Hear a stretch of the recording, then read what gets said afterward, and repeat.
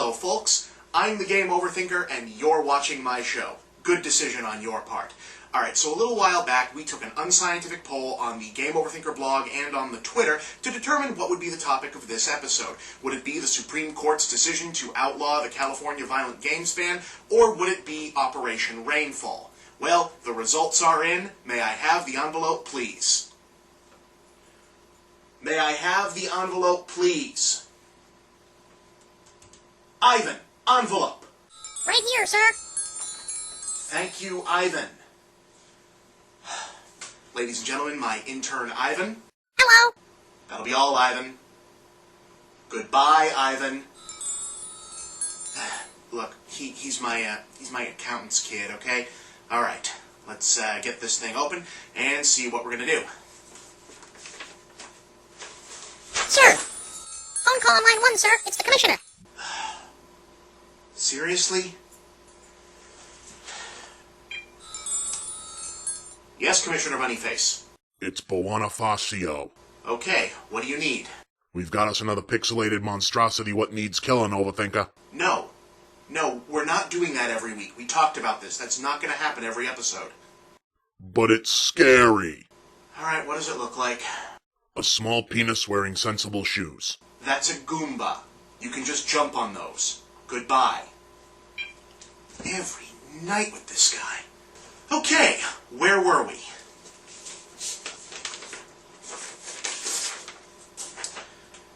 Operation Rainfall. Ivan, start the credits. Our universe rests on the uneasy border between two worlds. The world of man, ordinary and stable, and the world of games, imaginative and chaotic. Where these worlds collide, one man is called to stand for reason, maintain the balance, and destroy ignorance. He is the Game OverThinker.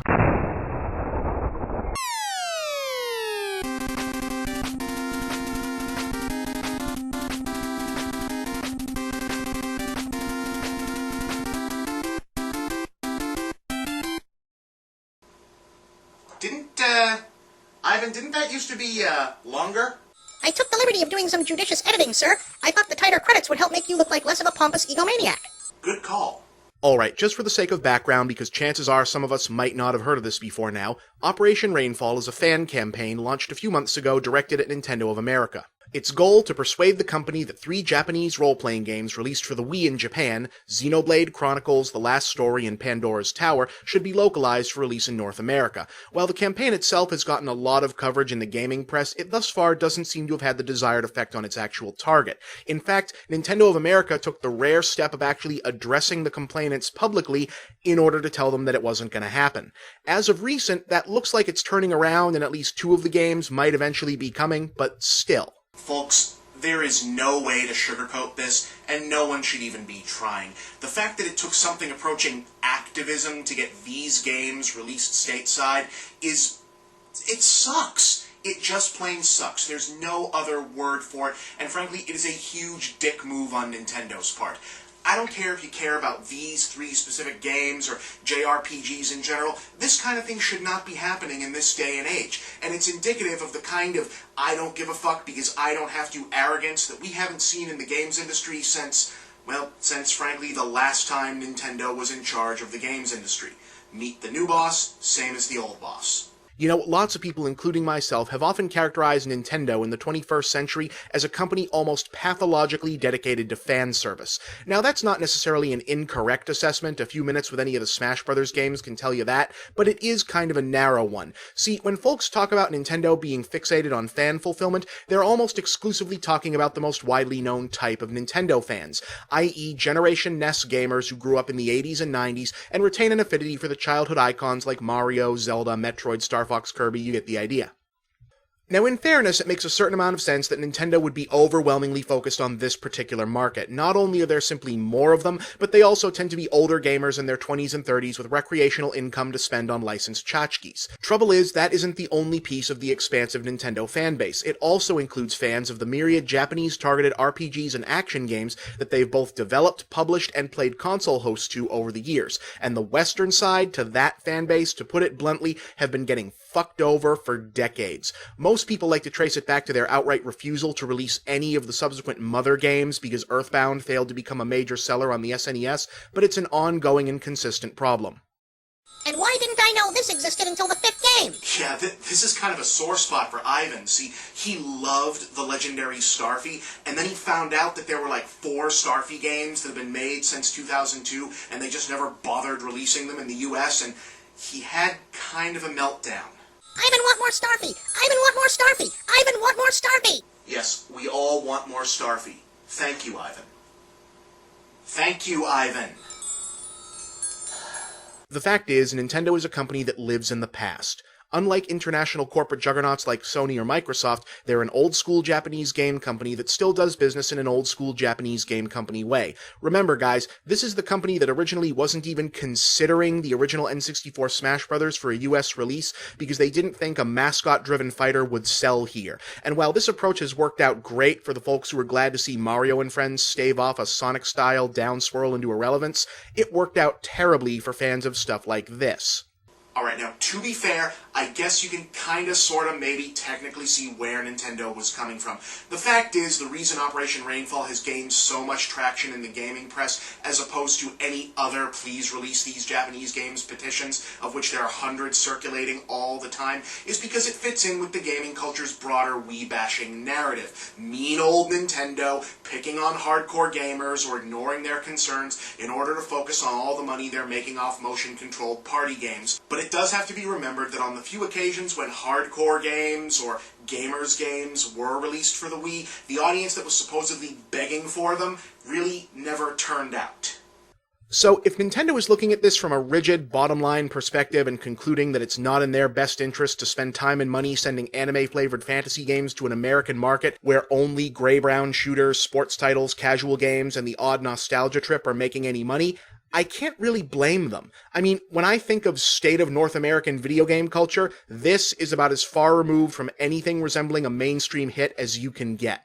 But, on the other hand, I'd opine they should still do it. The fact is, goodwill among gamers still counts for something, or at least it should. And hey, with Dragon Quest X now on track to end up as one of the last big Wii games, maybe these could whet the system's vast new-to-gaming audience's appetite for the God King of JRPGs. Also, not for nothing, but the jury is still out on whether or not the new audience that made the Wii the gaming story of the decade is going to be as eager to jump into the next one, and if the Wii U really is targeted to win back some of the traditional gaming audience that sat out the Wii itself, devoted fans like those in Operation Rainfall are exactly the sort of people they need to have on their side, and they should do the right thing. That being said, yeah, it does kind of annoy me that this has become a Nintendo discussion as opposed to a broader industry discussion. Plenty of games made in Japan don't get released in America or Europe, and vice versa. Latin America gets it worse than that, and we all know how bad Australia gets screwed over on this stuff. Now, we all know how this works. Different games come out in different regions at different times and often in different forms. Can I ask just one little question about that? I mean, I understand it might be a radical proposal, but why? Seriously, why is localization and staggered release dates and international translations still an issue in 2011? Okay, I guess the release date thing kinda makes sense. I mean, not every country is on the same schedule, and certain games are going to sell better in certain situations. So, like, if one country has kids in school break, and then the other country has kids that are still in school, the Pokemon game is going to come out here first and here later. Alright, fine, whatever. Good luck making that model still work when digital distribution comes along, but fine right now, okay. But localization? Why would what amounts to translation and or dubbing still be a huge wait and see? I understand why it's a big deal for, say, movie studios, because so much of what they do is still analog. You can't very well have human actors shooting a scene over and over in different languages, just for the most obvious example. So for Hollywood, localization can and only really be done after the fact, if at all. Video games, on the other hand, are entirely digital. Having an English or French or whatever non-Japanese major international languages in question translator or translation unit as part of the development team isn't that much of an expenditure for a big game company. True, English isn't widely spoken in Japan, but it's my understanding that it's widely taught in the education tracks followed by people who tend to wind up working for electronics and or game companies.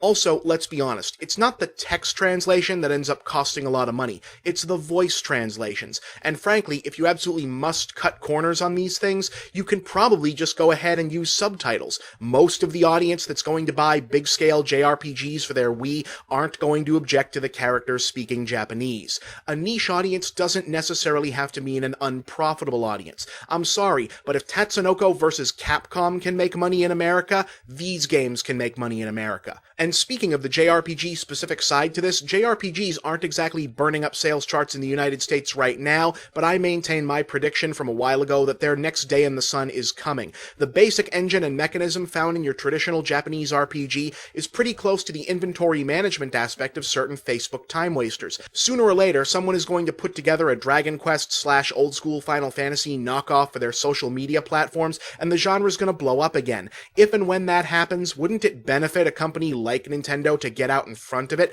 just like they got out in front of senior-targeted brain teaser games for the DS or family party games for the Wii? Now, finally, if I may indulge in one little bit of petulant fanboy whining, Nintendo, you owe it to people to bring these games and other games like it stateside. Alright, here's the thing.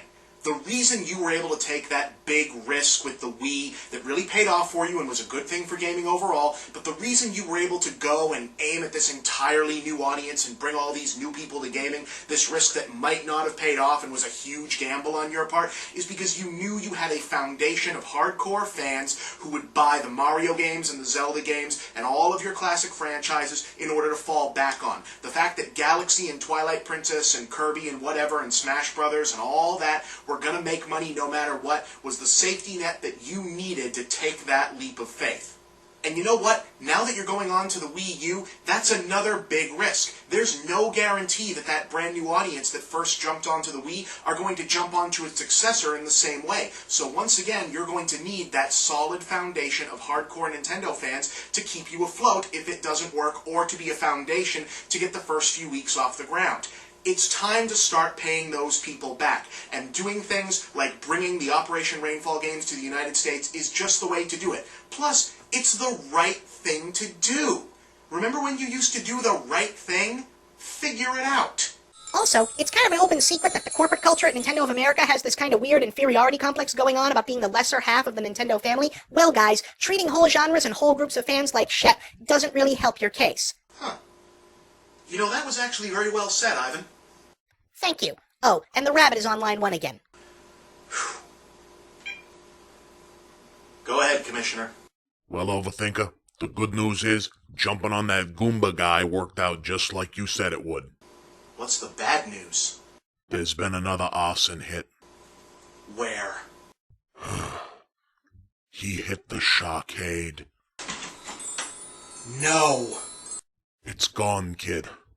The SharkCade is... it's just gone.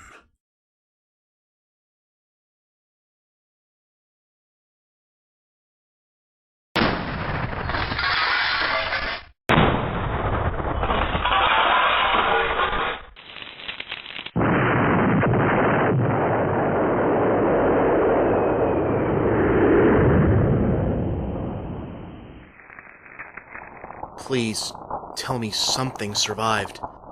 Nothing. Scorched earth just like the others. But kid, there was something different this time. You ain't gonna like it. What? He signed his work, kid. The bastard's got a name.